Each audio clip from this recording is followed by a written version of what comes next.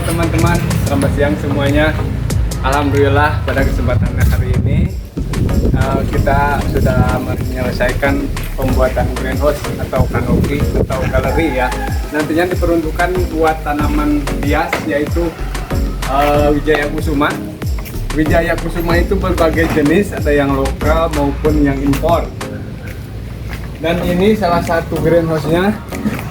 Nantinya kita peruntukkan buat tanaman bunga Wijaya Kusuma,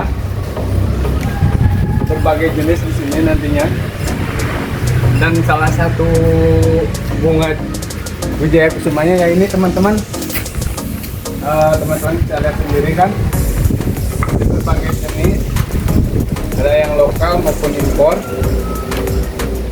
Nanti kita dipindahkan ke sana, greenhouse yang baru itu. Dan untuk teman-teman yang ingin membuat greenhouse seperti ini ataupun galeri seperti ini, mau diperuntukkan buat tanaman hias ataupun buah anggur ataupun melon juga hidroponik, teman-teman bisa hubungi kami, nanti kami spill nomornya di situ.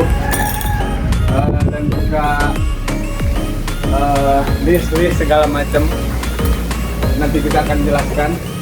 Teman-teman tinggal kontak aja, nanti kita spill nomornya di situ ya teman-teman ya. Oke teman-teman, cukup segitu aja dulu dari kami, nanti kita review lagi selanjutnya. Oke teman-teman, assalamualaikum.